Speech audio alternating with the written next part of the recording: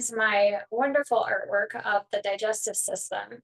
And I know it's kind of blurry, but this is the brain, and digestion does start in the brain. When you think about food, you start recognizing that the smell, the sight, the thought, you do start salivating, beginning of the digestive enzymes. So then that goes to the mouth. And it's this process. To my scribbles, I am not an artist by any means. So then the rest of the digestive system is going through the stomach. And going back to the mouth, when we chew, that helps with the mastication, the breakdown of the food to allow it to go into digestion. Well, when we don't take time to chew our food, then somehow that food needs to get broke down. And we can't just break down food. Our body has to work harder to break it down when we don't chew.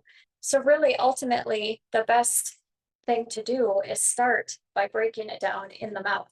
Chewing your food even 20 times per bite, up to 40 times, depending on what kind of food you're chewing, really helps with the beginning phase of digestion. The rest of your body doesn't have to work as hard then to break that down. And how many times have you eaten a meal and you've forgotten what it even tastes like because you had to eat it so fast? So think about that when you're really chewing. You really want to try and get your food to baby food type consistency before you swallow. And I know that I'm a mom and a grandma, they call me Oma, to many children. So in order to get food on the table, answer all of their, can you get this? I need this, and all of that type of thing. A lot of time, moms are guilty of not having the time to sit and relax when they eat. And so we tend to eat fast and not chew our food because we usually have so many demands placed on us. So we need to really take time to sit and chew our food. When we get that food down to our stomach, that's when our gastric enzymes, our gastric juices start to break down that food. But our stomach does not have teeth. So we need to chew it first so that the food can get more easily broke down. Now, you've heard of reflux and all of that. Well, a lot of times that is treated by, medication because they think, oh, it's an acid issue. Well, honestly, it's a lack of acid issue. And it's not helped when our food comes into the stomach in too large of pieces, and our stomach really has to work even that much harder. Not to mention, we eat too much at one time. And especially here in America, we eat such large portions that we really are overdoing it for the amount of gastric secretion that is in our stomach. So smaller portions, or I should say normal portions, would be a better idea for our body. Then we go from there.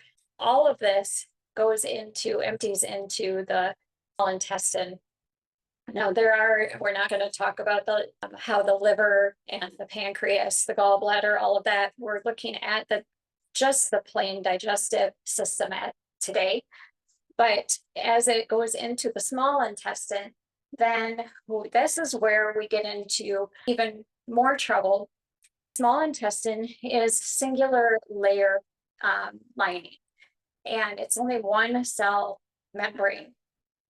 In there, it has these junctions, and they're supposed to be tight, but a lot of times they have the inflammation and they end up with these holes in these junctions. Anything that causes an issue that irritates this, they get lax or loose or irritated, and then they don't stay together.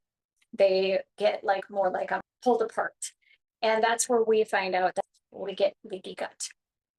From there, that empties out into the large intestine, which is actually supposed to be for our waste.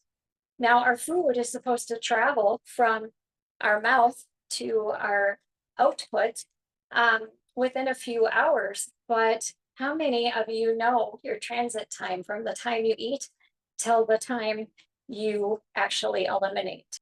For some, you think that it's almost immediate, like within 20 minutes, because you get this rush of diarrhea. That's most likely caused to one of the conditions. Others, it's several days that you go without any stool movement.